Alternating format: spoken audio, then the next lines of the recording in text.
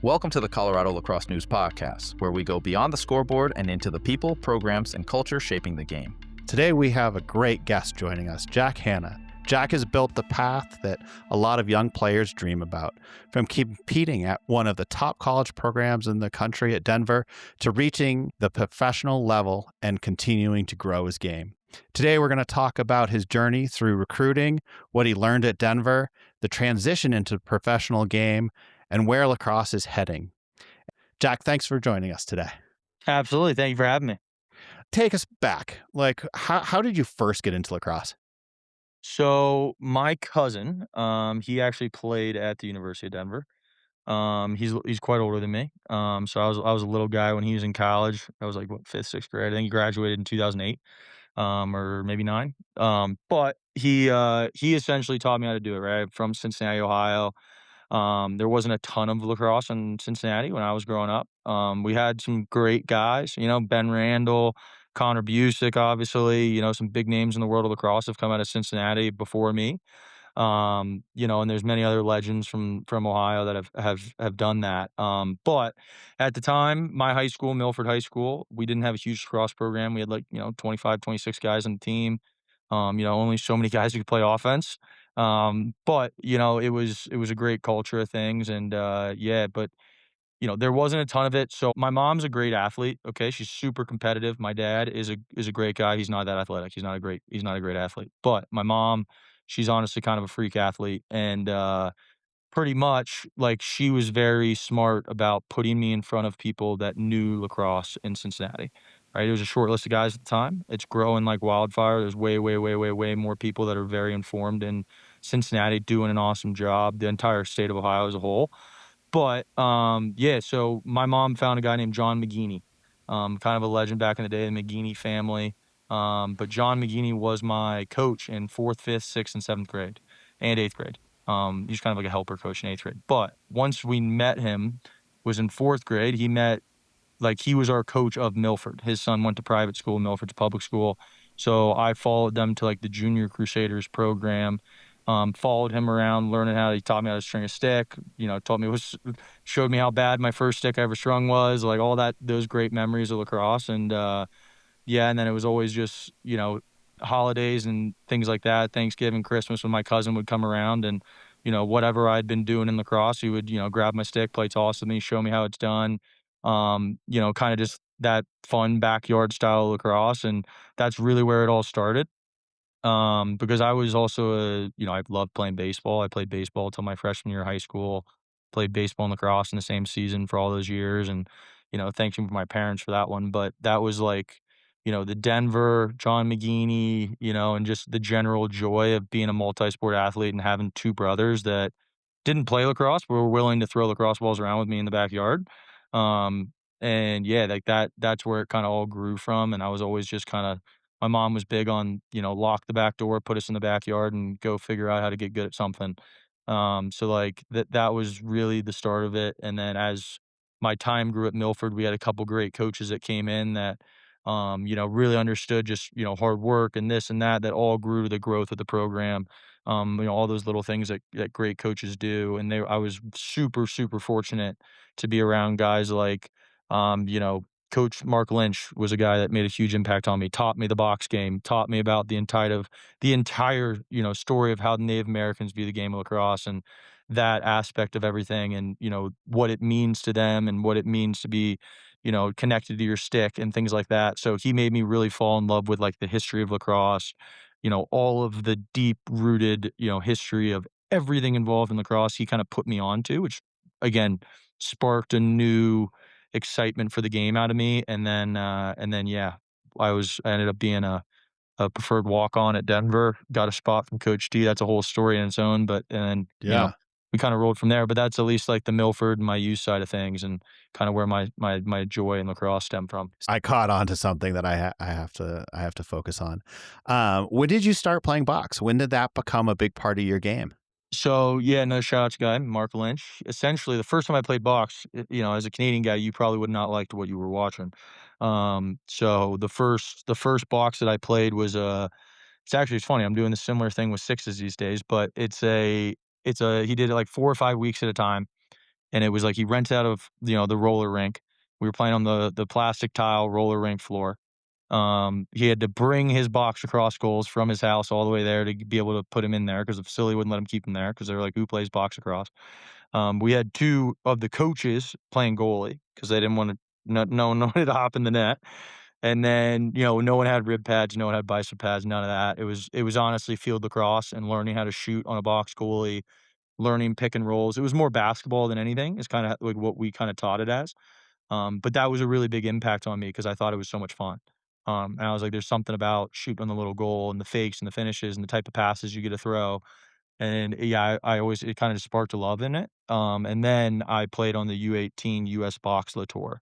And that was like really my first real box across experience with, wearing all the pads, getting hit all the same way, learning how to get through the middle. Like, everyone's battle when they start playing, especially when you're 18 and you're in Canada and everyone else already knows how to play. So, Just but stop yeah, those switching, are my 2 stop main trying to things. switch hands, and Yeah, yeah, to be fair, that got knocked out of me in our basketball version of box we were playing. So yeah, I knew I should keep it in the right hand, but, yeah, it was still like you'd switch it every once in a while when you're running away from some people. exactly.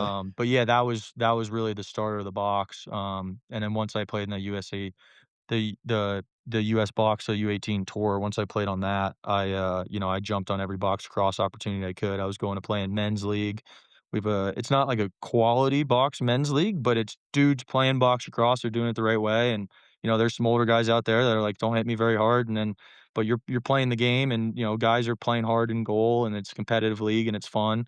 You're playing against college guys some games and you're playing against teams of 50-year-olds the other games, but I always loved going and playing, so I played a bunch of that, and then the collegiate series was really my true development in box. Once I played in the Ohio, division of the, collegiate box lacrosse series, and that was kinda really where I figured out how to do it.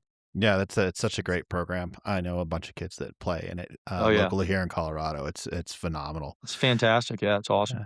So let's segue back to coming to Denver. How did that recruiting happen? I know you were, a preferred walk on, so that's a little different realm for than some people who are like, oh yeah, I was recruited heavily to come to the school.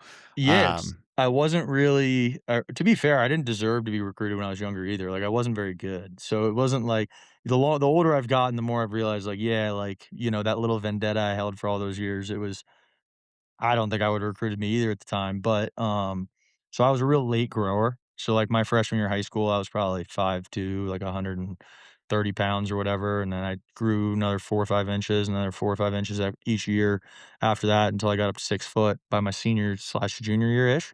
But I was pretty small when I was younger, so, and I was getting recruited when everyone was committing right after 8th grade, September 1st going into freshman year of high school. I'm gonna go off and play at this college in 4 years. I'm gonna do another 4 years there. It's quite a decision that kids were making. Yeah. But I was kinda lost in that, right? I was, like, behind. I had a lot of people, I was actually pursuing a lot of Division III schools. My brothers played Division III basketball, so I kinda wanted to go play at Capital University with my older brother.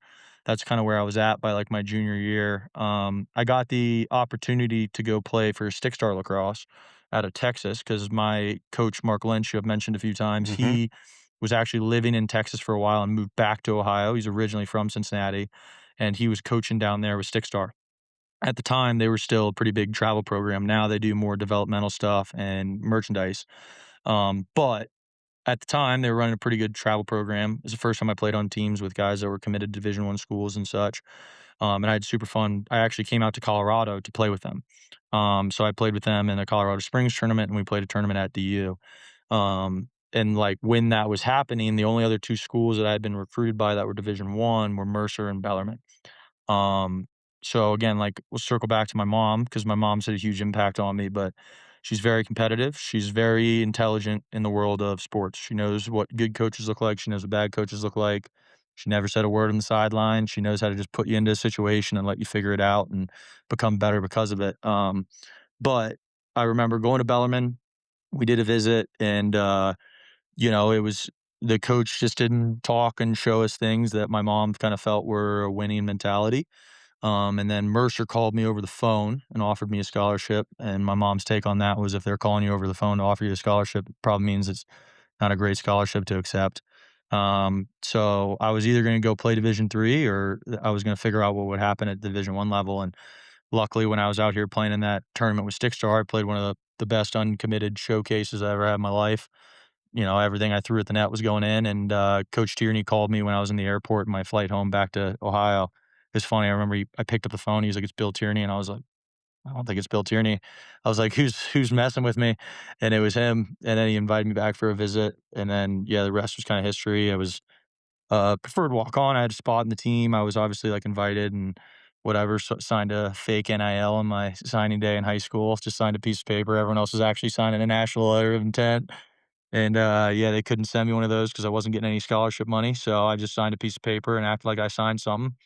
And then my dad gave me 2 years to get scholarship money, or I was coming home to work construction. So um, it all kind of ended up working out. By my junior year, Coach C was able to pay for my school, and I figured it out because my freshman year I was riding pine. I wasn't very good.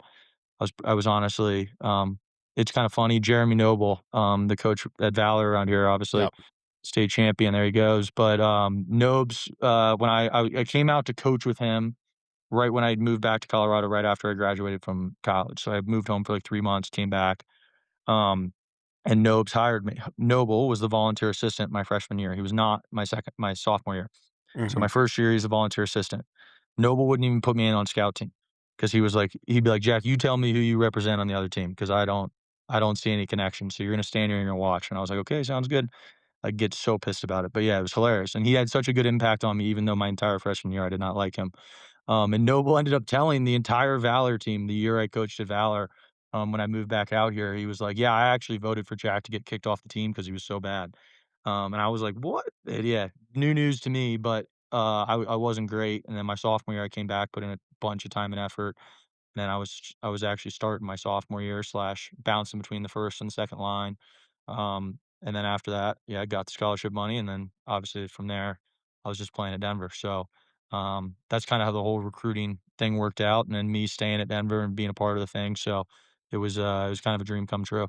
Yeah, that's it's really interesting. It's actually a common theme that I found, and talking with different athletes is it's not necessarily the best athlete that comes out of high school that's always the most successful. It's Mhm. those that have the true love for the sport and keep working and have that dedication to like push through and be like, I can do this because I love this. Yeah, absolutely. And it's like the main thing that scares me with the way club lacrosse works now, right? Is like these kids play in so many pressure situations. They don't have fun playing lacrosse because everything matters. Everything is this is so serious. So then when the kids get told it doesn't matter, they don't care and they don't try and they don't play hard and it's no fun. Right. And like to me, that just takes the kid out of sports. I think, even now I tell myself before games, like you got to feel like a kid out there. You got to run around. You got to have fun. If you're thinking like an adult, you're probably not playing your best lacrosse. You're not playing fast and with energy. And a lot of these kids now, it's everything is a pressure situation. When they're in 5th grade at this national team tournament and they're like, "If we don't win this, we don't get ranked, in the top 5 in the country." Because yeah, of course, they know which top 5 teams are in the 5th grade class. Like, yeah, we know. No, they don't. Yeah.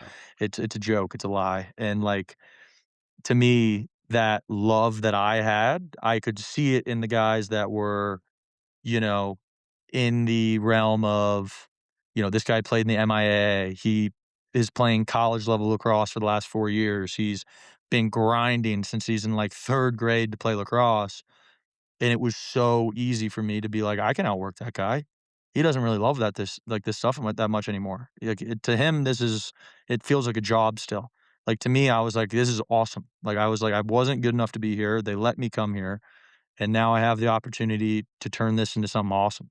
And I've never been a guy that runs away from working hard, and it was kind of instilled in me at a young age. And it was one of those things too where I almost felt like it was good that my parents didn't have enough money to pay for the University of Denver because it was like, okay, like they're sticking it out there for me to make sure I can get this opportunity. And it was like, I felt the weight of the world on my shoulders at times, and like probably more than I should have put on my shoulders. Um, but at the same time, like, it just made it so easy for me to go out and work hard and Yeah, and learn.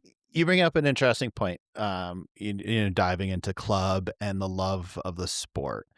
Um, you coach a lot of youth in this area, in the Colorado area and other places as well. What do you see is, or what do you think is like the best route for some of these young kids, that have those, aspirations? They're like, I want to play in college. I want to be pro. The number of kids that come up and like, hey, this is my dream. I want to be a pro. What do you actually suggest that they do now? Like in let's say like in that fifth, sixth, seventh grade years, like what should they be focusing on? I think they should be focused on being great teammates and great athletes, right? Do you play really hard? Are you a good guy to play with? Like, are you a good friend to your teammate? Are you a guy that, just like learns the competitive energy of sports without the pressure of being told you're supposed to be doing that? Like for me, no one ever had to tell me. And granted, again, this is a lot due to how I feel like because of how I was raised in the community I grew up in and how much people cared about sports and what sports meant to where I loved pickup sports, and it's to me, if you don't want to go play pickup, if you don't want to go toss around in the backyard with your buddy, if you don't wanna go mess around and do stick tricks, if you don't wanna learn how to string your stick, which that one might be up in the air because there's plenty of good players that don't know how to string a stick, but for me, that was a really big thing. I loved learning how to string a stick because it would make me go in the backyard, mess with my stick, throw it off the wall a couple times, "Okay, come back, let me change it," and I learned how the lacrosse stick works. I learned what I liked in my lacrosse stick. I learned, all sorts of stuff, and the entire time I was practicing without thinking about it, right? And it's like, my thing is kids should not be thought like, you shouldn't show up somewhere and be like, "It's my like, I should be getting better today." Every single day is about getting better. It's like, no, every single day is about having fun when you're a child and, like, learning what you love. And, like, to me, that means playing multiple sports, which I know is also a thing in Colorado that people don't jam with. And I'm like, if you wanna learn how to pick a ball off with one hand on your stick and make some cool play, you should probably learn how to catch a football one-handed and go in the backyard and throw a football around with your buddy, and it's like, if you wanna learn how to shoot a lacrosse ball really hard, you should probably learn how to throw a ball really hard. So you maybe should go pitch some baseballs, and it's like or, every sport that a child plays just has such a big impact on their athletic career, and how they develop and the different types of movements you learn, right? Like I love kids that play football, but I also love kids that play basketball more because if you learn how to play basketball, you learn how to move really fast and be really athletic and then touch people softly. Versus in football, you're allowed to run into them full speed, to where those are two Yeah. different types of athleticism in my book. So to me, like for kids to learn to love lacrosse, first off, it has to be a decision made on their own. And I feel like, one thing I think my parents did a great job with me on when I was developing as an athlete was they didn't care what sport I played. They didn't care if I was even good at it. It was like I never got to be fair, my mom probably did, but she was never talking to me about it because my dad wouldn't let her. But like I remember every car ride home I ever had, and it was never, you should have made that shot. You should have done this. You should have done that. It was always the only time I ever got yelled at was if I was a bad teammate. Hmm. And it was like, hey, I saw you, like, change the way you were playing because you didn't like something that someone else was doing. That's not a great way to be a teammate. You should learn to collaborate with them. You should learn to go talk to them. And, like, those things made a big difference on me, but then also just going out and playing a ton of sports and learning the competitive energy that I like to be around. Like, I loved basketball. I fouled a lot in basketball, though. Hmm. And then it was like, I love football too, but I didn't like how slow it was. I didn't like how much you had to wait in between plays. And then it was like, I loved baseball. But I had to be the catcher because I needed to touch on that ball like every possession. I'm like, let me get a touch of it every time or every pitch, whatever. But like, I learned that lacrosse was something that I just really gelled with. I was like, I love how fast it is. I love the strategy of it. I love, how you can be any sort of athlete. Cause again, I was a really late grower. So I was really small. And I was like, I love basketball, but I also love how creative I can be with this stick. And it creates an ability for me to play outside of what my body type is. And I think there's a lot of examples in lacrosse of people that may not be the world's greatest athletes that were incredible lacrosse players. And there's also people that were really, really good athletes that were also incredible lacrosse players playing at the same level, which to me was just such an interesting thing as a kid to where I was like, there are no boundaries on this. I was like, I can turn myself into whatever I want to turn into. And it's just like such a fun sport to me. But I figured that out as a kid. I made that decision. My dad didn't go, I want you to be a great lacrosse player, so I'm gonna be a great lacrosse player because my dad wants me to be. It was just put in front of me like, we want you to be athletic. We want you to go play sports because it's good for you and to be a healthy person. But they were also like, if you don't wanna do it, we don't want you to do it. We want you to have fun doing this. That's the point of sports. And then all of that competitive energy builds into me being wanting to be a great now lacrosse player, but it's also I wanted to be a great basketball player at one point. I was practicing way more basketball than I was practicing lacrosse for years. And then I was practicing football a lot. And at that point in time, I was going over to my buddy's house and hitting BP in his backyard with his dad's jug machine, trying to become an MLB player. And it was like all of those dreams and aspirations like taught me different things that then when I finally made the decision that I wanted to be a great lacrosse player, it was pretty easy for me to figure out how I wanted to pursue that. And I think there's a lot of kids that get caught halfway in between like, what do my parents want me to do? What do I want to do? Because I think a lot of this club stuff and the national teams and this and that at a small age or a young age, it they think they like lacrosse. Hmm. But it's like, I think you like your jersey. I think you like the new helmet. I think you like how you get to walk around at a tournament with all your buddies, which is all good stuff. But also, like, that's not the sport. And I think when you take the practice and the organization of a team away from these kids, they don't jump to go play sports. They wanna just hang out because everything's so scripted, and it's like, "This is when you're gonna play sports. This is when you do this, when you're gonna do that," versus I think true love is when they decide on their own, like, "Hey, I'm gonna go out in the backyard and play some lacrosse." And, like, to me, like, when I see a kid that is less talented than maybe some other kid at the same age, whatever, let's say they're the same exact athlete. If I see a kid that's like walks into my building and he starts doing some stick tricks, he's playing off the wall a little bit, and then the second I can let him out on the floor, he runs out there and he starts shooting some balls. He's running around and you can see he's making, he's scoring the game winning goal every time he shoots it. And he's, mimicking something that he saw, freaking Michael Sowers do. He's, switching his stick behind his back, this, and that. I'm like, that kid is going to be really good Hmm. because he loves this stuff. And he's going to like, when you say something, it's a new piece of information for him. It's not you telling him something. He's like, heck yeah, like I learned something new. Like now I can go do that. Versus some kids that are super talented players, but I can tell I'm like, that's been driven into you. You didn't go out and seek that out. Right. And not to say that there isn't situations where kids have been pushed really hard and it works. But to me, I've always ran off of my love for the game and the excitement to go do it and learn something new, which, you can see that in a kid, and I think it's pretty cool.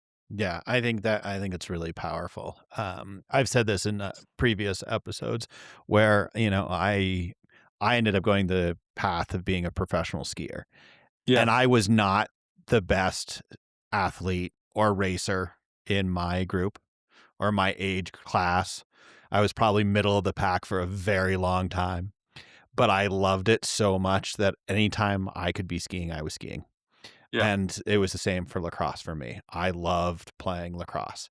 And I didn't have a big lacrosse career, but to this day I still coach. I still am super involved, and I think that has to do with my personal love of the game. And you can really see the difference of the kids that are like, this is your life, this is what you're doing, you're going to see a running coach, you're seeing a dietitian, you're seeing, and I'm like, you're in middle school.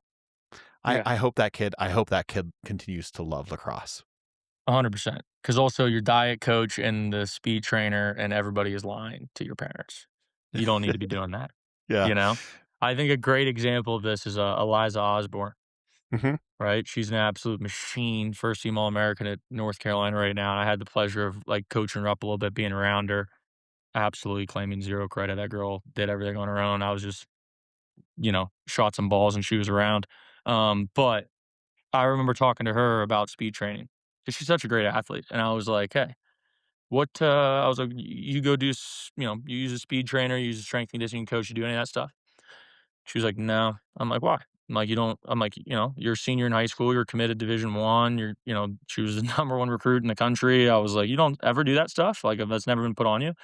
She's like, no, I just had brothers. And then she was like, pretty much like, my friends were doing that stuff, but I was still faster than them. So why would I go do it?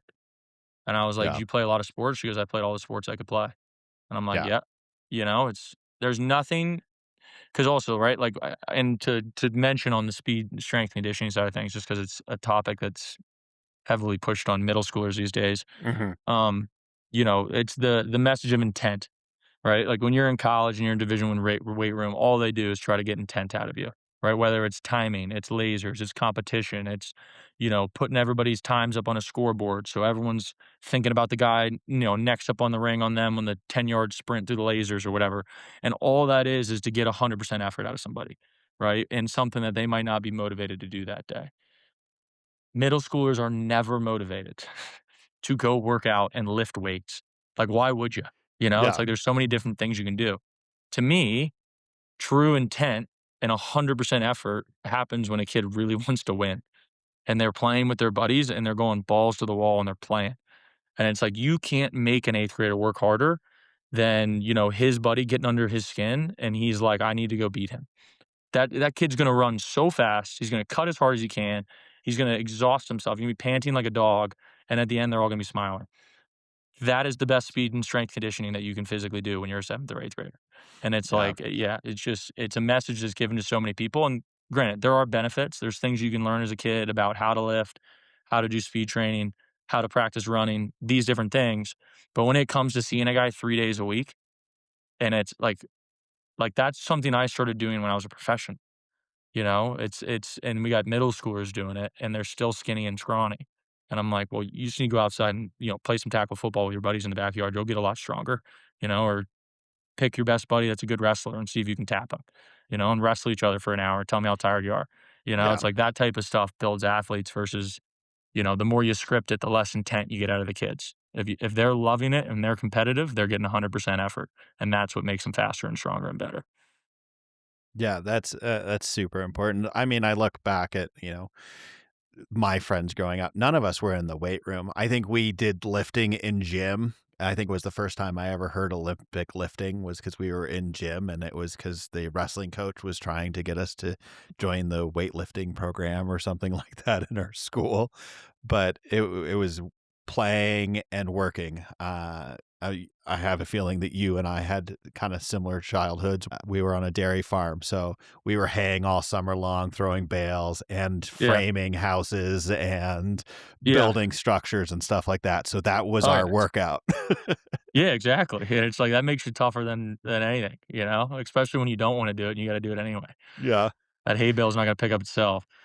Yeah, very Oh much, yeah. very much. So let's dive into the moment that things started clicking for you in Denver when you were like, I could possibly have make a living doing this. Go Yeah. and go pro. Like what was that moment for you? Um, to be fair, it's probably my junior year going into COVID.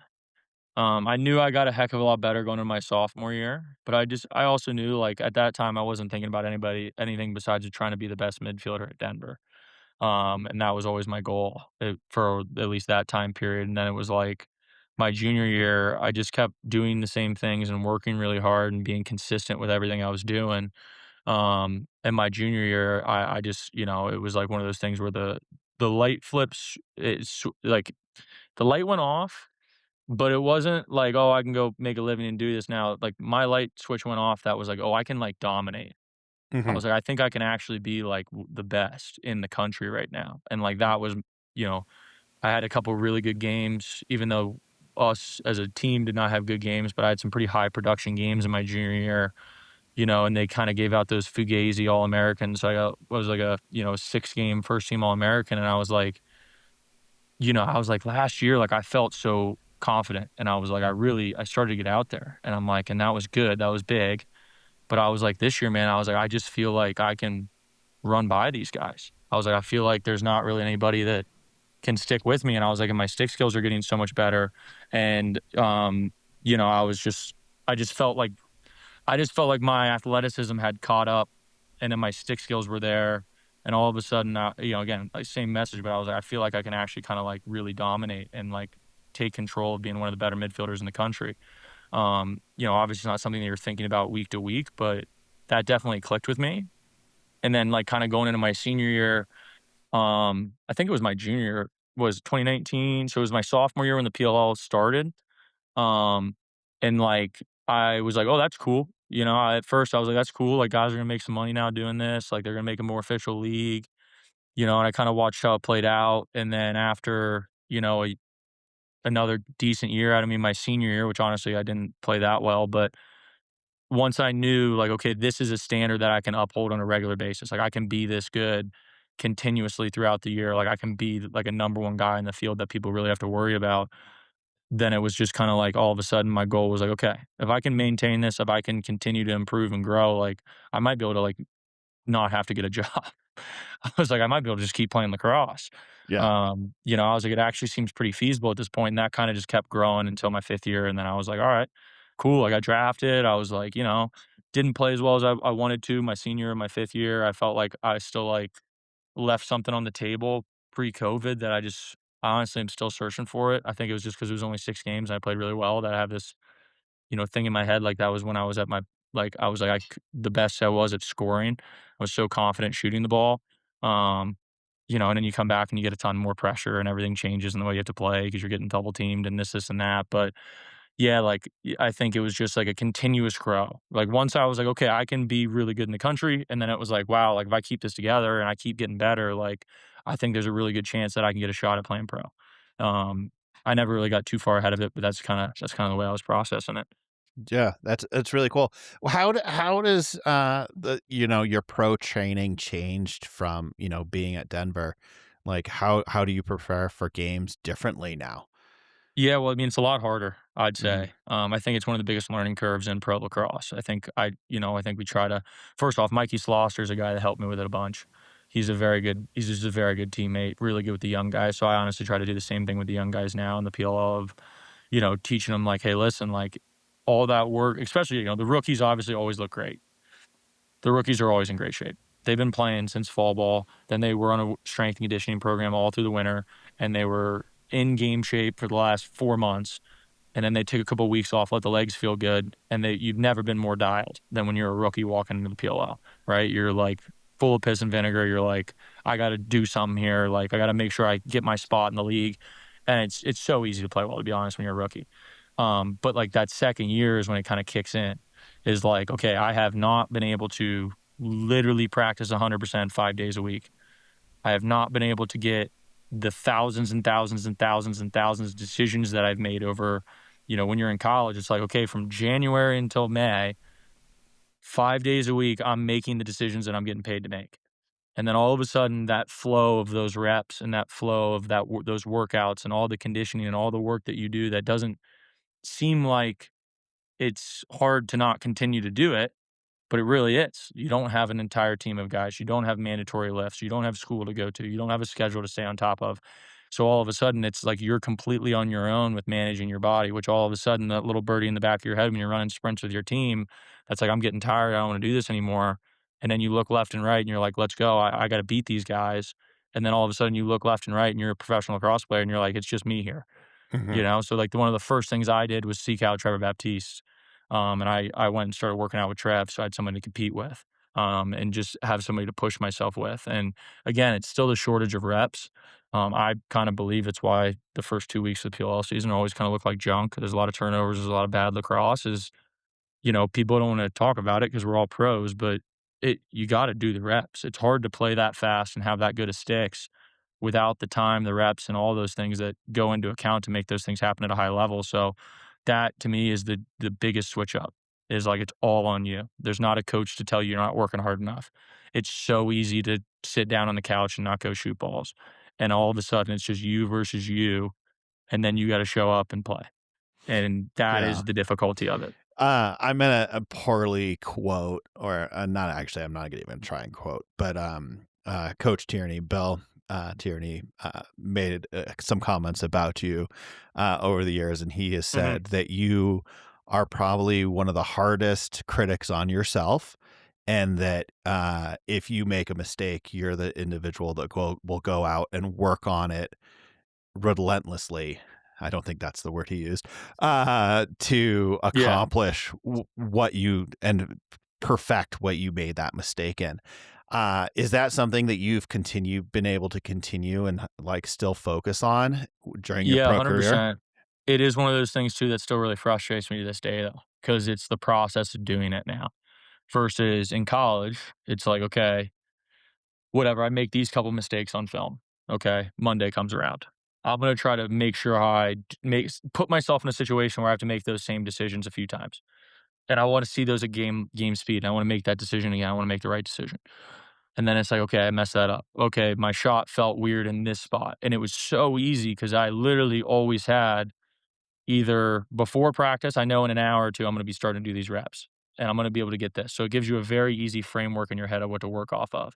And it's like, "Okay, this is where this attackman's gonna be, this is where this guy's gonna be, this is where I'm gonna be, this is how I'm gonna get there, how am I gotta set my hands up for this shot," or whatever it may be, whatever level of detail that I'm gonna go into, but it's you have a mental picture of it.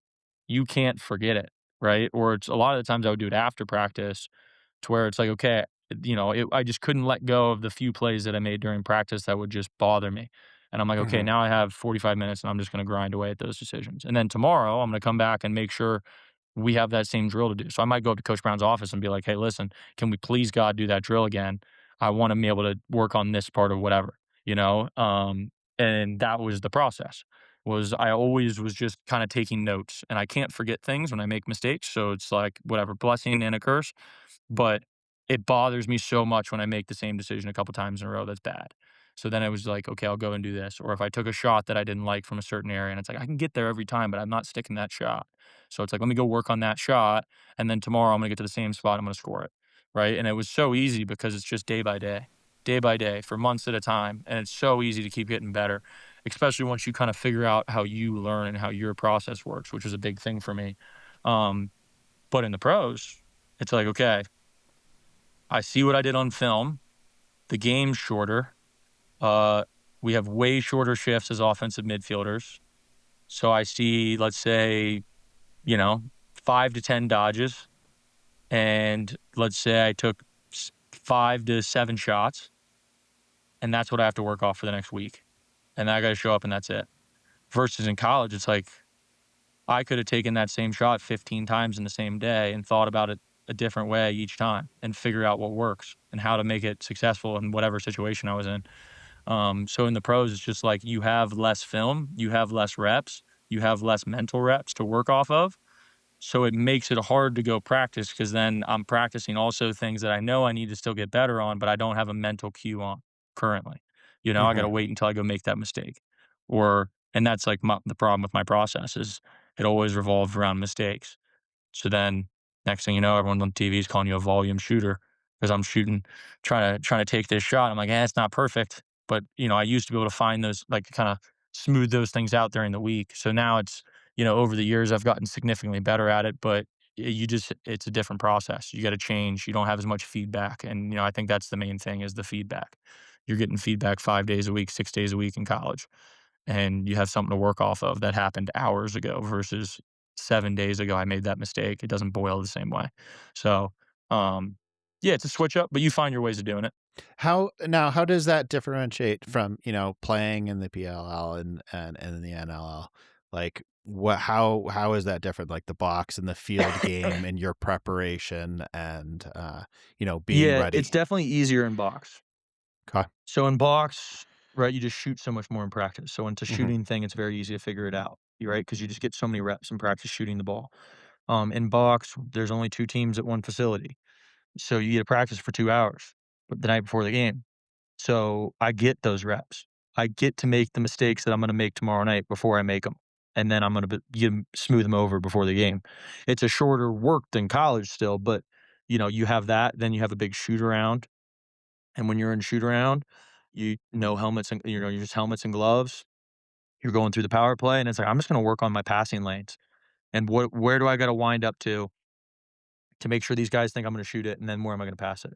And it's like you can get those reps, and you get so many of those reps off because it's so much quicker. Versus the PLL, we got 8 teams or 7 teams practicing at one facility, Mhm. so practice time's a lot shorter. You got an hour 20.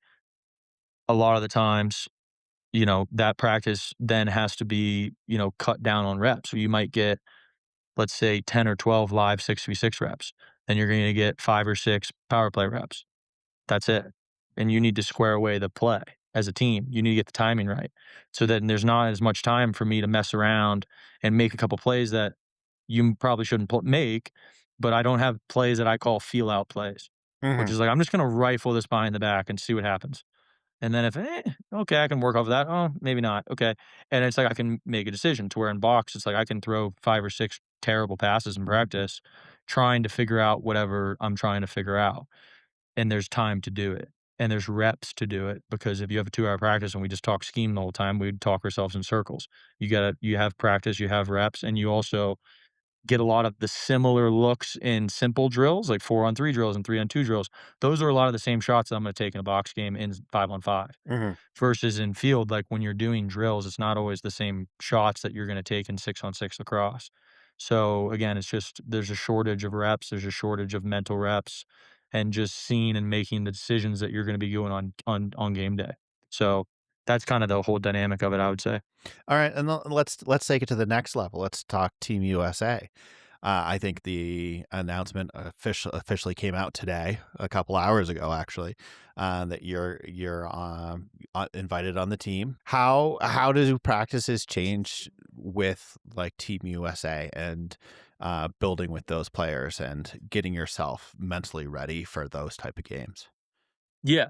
Obviously with the USA stuff, it switches up a lot too, right? We got sixes stuff, we got field stuff, we got that. Um, it's a completely different environment. Um, Obviously, like when you're doing field for the national team, there's also just a different level of energy and different level of balance in everybody's step when you got USA across your chest. So it's honestly one of those things that as long as my body's feeling good, a lot of the times you do that stuff right after PLL season or in the middle of PLL season. We're gonna do one this year, and then there's a couple in the fall before NLL. So, like, honestly, you're in game shape.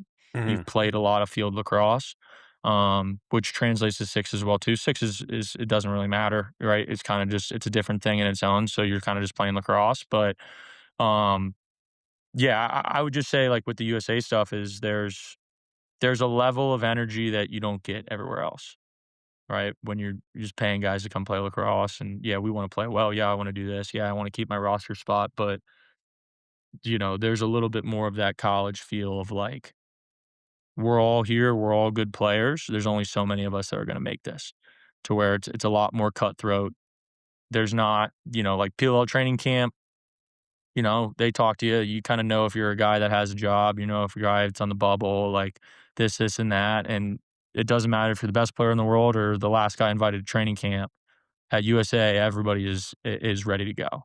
Guys wanna make their presence heard. They wanna be they wanna play well. They wanna, do all the things to make sure they're invited back and they have the opportunity to represent the country. So, I honestly think those are some of the most fun events to go to because no one's getting paid. We're all there because we wanna be on this team, and there's an energy and there's a bounce that you just can't replicate without USA across your chest, so, um, And it's yeah, going back to what you said about the love of the game. Everybody that's 100%, there absolutely loves the game. No matter what 100%, team you're playing for, everybody's there 100%, and loves 'cause it. It's everybody's just risking power. getting hurt and then not getting a check at your next game and this, and that, and we don't care. Yeah, I don't care if I'm getting paid, I don't care what the hell is going on here, I don't care if I get injured, I would like to be on the United States lacrosse team. yeah. And I'll do anything in my power to make that happen, and I think That's everyone's got that mentality. So it's a blast to go to those things, honestly. that's awesome. Yeah, Yeah, it's it's it's pressure you such don't a always get, yeah. That pressure fades when you play for a while. I So, also get such a kick out of it. One of the things that I always found amazing is out of those that you're friends. You become friends with the person that you may be most competitive on that field. I know I look at, like my sister, I think was a great example, played for Team Canada and one of her best friends coming out of the World Cup played for Team USA and it was the girl she was taking draws against. yeah. Every single game, they became like really good friends because they were such good competitors. Oh, yeah. Yeah. And I think that's Yeah. such a powerful thing that Yeah, it's a that special sport thing. does. Yeah. It's one of those things too where they always talk about it when you're younger, and honestly, you don't always buy it, and you're like, "I know, but, like, I don't know," and then it's like once you're there, you feel it, and you don't really feel it until you got the jersey on, you're at training camp. I've only played for the USA team at the Worlds, but for box, but, you know, you feel it. It's one of those things you just gotta put that jersey on, and then you know what it feels like, and it's a special feeling. All right, let's go. I'm gonna have put you on the spot and have you give some advice to the next generation and impart some of your deep knowledge. Um, what is something that players just need to stop worrying about? Um, I'll say adding whip in your stick to shoot the ball hard. That's That's one a of my biggest pet peeves in the world, and so many of these little kids now, and I call them Instagram pockets. There's, like, this paper thin mesh that everyone's got out now. All the new mesh is paper thin. It looks incredible when you first strung it, and then all these kids have these sticks that, like, look great on Instagram. It's like this big high pocket that looks like it's gonna throw so smooth or whatever, and then it's just junk. And it's like, the amount of kids that give me their stick, and they're like, "Well, I need this to shoot hard." And I'll tell you right now, like, the kids that shoot the ball the hardest are the kids that learn how to shoot the ball properly with not much whip in their stick, you know? And it's just yeah, it's like a to me, it's like a baseball pitcher, like, what, you gonna slap a bunch of pine tar in your hand so you throw the ball harder? yeah. Doesn't exactly work that way, right? It's your legs, it's how you rotate, it's how you generate force and power rotationally, and then it's your wrists that finish the ball off. And, like, a lot of these kids, they think I want to shoot it hard, so I should add a bunch of hook to my stick. And it's like, it's actually making you a lot worse of a lacrosse player because you can't pass now. And it's also harder to catch. And quick sticking's hard. And all these Mhm. things get hard.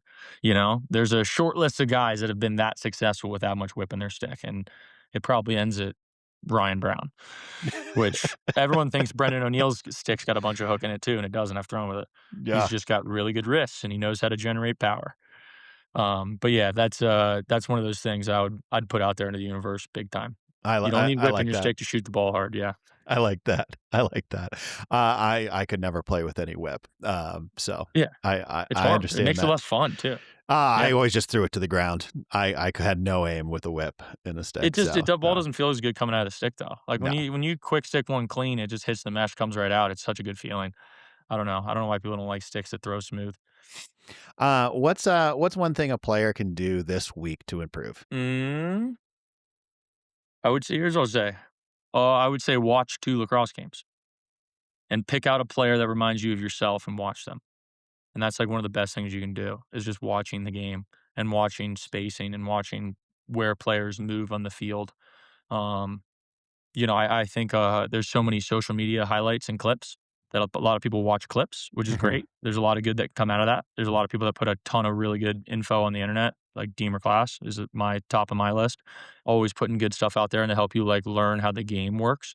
Um, but yeah, I'd say that is one of the biggest things, just watching the game, watching good players play, watching how they react to defenders and how they attack people and, you know, all of the things included, right? There's a laundry list of things you can talk about, but that would be one of the biggest things. I guess I'll add this on there too, just from a skill perspective, right? Obviously watch the games, but I would say if you can try to learn to catch the ball without cradling, the less you can cradle, and it doesn't take a ton of time. It's a drill I do at the lacrosse in a ton, which is just catching with one hand on your top of your stick, right? Not all the way choked up, just top hand, middle of your stick, and letting the ball knock your stick over and catching the ball loaded. To me, a ton of kids catch the ball out in front of their body. And what that does is when there's a defender, and again, this isn't perfect science, but it's kind of my theory, is if you catch the ball out in front of you, your first concern is your defender and the guy running out at you because your stick's hanging out in front of you. You don't have full secure of the ball and you're not ready to pass. If you can learn to catch the ball loaded on your shoulder without having to cradle the ball a lot, you are ready to pass right away. And most importantly, your eyes are ready to start learning. And what I mean by that is every time you catch the ball and you start looking at the defense, if you don't have to worry about how you caught it and you're not still whipping that thing around and cradling it out in front of you and making sure the ball's in your stick, if you can learn just to catch it and feel it, like, I know it's easier said than done, but every single time you do that, now your eyes are seeing the defense, you're learning something new, whether you know it or not, and you learn how to make those decisions versus being so worried about if I've caught the ball, cradling it a ton, having it out in front of my chest where I can't throw it, and then I turn around, I see a defender. I'm only learning what a defender does when they run at you. Versus if I catch it loaded and I see a defender running at me and my stick's ready to pass, I can just throw it right back, right, and get it out of my stick. In that triple threat position. But I would say if you can learn to catch it without cradling in a loaded position on your shoulder is the number one skill in lacrosse, and that's what Bill Tierney would say as well. And then I would also say watching lacrosse. So I guess 2 for 1 there. That's great. All right, you ready for some let's do some rapid fire questions. All right. All right, favorite teammate ever? Grant grab it. There you go. Hardest player you've ever had to guard or play against? Play against. I'm gonna say this is a time period when I'm gonna say Dylan Gaines when I was a freshman in college. He was a real tough guy, threw some big slashes. I didn't really know what I was walking into, but I agreed to do 1v1s with him. That was a hard day of my lacrosse career. Favorite game of your career? Favorite game of my career is always a sneaky one. Everyone always asks me this one. I'm gonna say it was Milford High School 2017 under the lights against Moeller, Archbishop Moeller, the private school that all the guys transferred to out of Milford because they wanted to go play college lacrosse, and we had a shitty lacrosse program. Pardon my French, but we beat them 15-5. They won the state championship that year. We had 7 guys that transferred out of Milford that were on their starting lineup. It was one of the greatest feelings I've ever had to this day. I literally, yeah, never been so passionate about something, but that one I can remember. I remember all the faces I saw when I came off the field. It was unbelievable. They wouldn't even schedule us 2 years before that because we weren't good enough. We played him the year before that. We lost to him by like 3, and I remember one of my junior high coaches, not John McGeaney, different guy. I'm gonna go in on this one. I know it's No, it's rapid all good. fire, It's but all good. whatever. It's all good. So, like, my 8th grade coach sat me James Rice, I'll put his name out there 'cause, to this day, it pisses me off, but James Rice, he put me on the bench, and he told me it's because I was going to Milford and I wasn't gonna go play at Moeller, and everyone else was gonna go play at Moeller because I was in the private school's feeder program to learn from John McGeaney, not this guy. Essentially, I left that practice. I was like, "Dad, he told me since I'm not going to private school, I'm not playing." Dad's pissed, doesn't let me quit, had to stay on the team, hated that guy. So the year before this 15-5 game, he literally comes up, shakes my hand, tells me how proud he is of me, like this, and that. Like, oh, we love, it's so cool that the Milford guys are starting to become competitive. Like, all a bunch of backhanded compliments. So, like, we're not that good, but we played a good game. Pissed. Ruined my day still. Horrible feeling. Next year, we beat him 15-5. I go to shake his hand. He's in the parking lot. Loved it. Greatest feeling in the world. 15-5. Never let him forget it. There you go. There you Yeah. go. Hey, whatever fuels the fire, right? Yep, I never forget that one. It's my That's favorite game ever. awesome. Best lacrosse atmosphere. Best lacrosse atmosphere, Peter Barton Stadium, University of Denver. If that place is packed, the hill's filled up, it's unreal. I love it. Pre-game music choice. So it has to do with my ultra competitiveness, and I get a little too fired up before games. So a lot of the times I'll listen to reggae music, try to calm myself down a little bit. So yeah, no, I'm not like deep into the reggae either. It's all very mainstream reggae music, some whatever's the "How Do You Love" song. It's on every commercial, but I listen to those before games because it keeps me from getting the engine running too hot. All right. One player people should keep their eye on that's not Keep on their the eye radar. on. Yeah, that might not be on their radar yet. Jake Smith at Albany, LSM 77. Little biased. He's one of my best buddies' little brothers. I started did some lessons for him when he was younger, but he's a Milford kid. I think he's a PLL pro. He's a really good player. That's awesome. Always love watching the up and comers. Oh yeah, Albany is always a little sleeper. They always bring in some he's gonna be the phenomenal next great players. Albany LSM. I love it. 3 words your teammates would use to describe you. Um, I'd say we'll just start with the easy one: competitive. I'd say talkative. I like talking to the boys. I like running guys' ears off. Um, this is just a hope, but I'd hope they say I'm funny. I like joking around a lot, so I hope they'd say I'm funny. But that Um, one might be a shot in the dark. You never know. we'll find out through other interviews. Yeah, We'll let me track know. it down. Yeah. Yeah, yeah, let me know. Your favorite goal. Favorite goal? That's a tough one. That is such a tough one. I'm gonna go so many different directions with this. I'm gonna go 2. One Okay. wasn't me, one was JJ Silstrop. Um, I had one in college where I threw JJ upwards of one of the worst passes of all time, down to he was on the lefty pipe. I was sweeping over the top, and I tried to no look skip it to him. I just hook stick, terrible pass, bounce, so, like, bounce, not an intended bounce pass, literally just chucked it in the dirt, and then it tipped a stick on the way to him still. And then JJ one tap, like, just perfect quick stick off of a deflection and a bounce pass that was not intended for either of those things to take place. And I still remember this day, like, looking through the window and, like, watching him catch it and put it in, and I was like, "That was incredible." It was an uncatchable pass, and he just buried it like it was right on his ear. It was so good. And then I'd say the other one was I had a goal against Notre Dame my sophomore year, I believe, and I, like, went underneath, and I always thought about it from basketball as a kid, but I was like, "I'm just gonna jump over the guy that's sliding," and I jumped, and then he hit me, like, in the hip bone, like, his helmet hit me in, like, the quad/butt, and then I got flipped completely on my head, and as I was falling, I was able to drop it into the corner. That was one of those ones where I don't think I'd try it again, but it was super fun to get her done the one time I tried it. That's great. That's great. Yeah. Well, Jack, thanks for joining us today. It's been great catching up and talking lacrosse with you. For those that don't know, if you're in the Denver area, you can always go into the Lax Den, and Jack is a regular coach there and gives a great opportunity for people to come in and play and learn and you know, get those deep insights as well as Absolutely. work I'm work on those actually, catches. yeah, I'm actually one of the owners of the business. Okay, So that's I awesome. own and operate the place. So yeah, we go first grade all the way to college, guys and girls. It's been pretty awesome. We're having a bunch of fun doing it. And but yeah, come on in.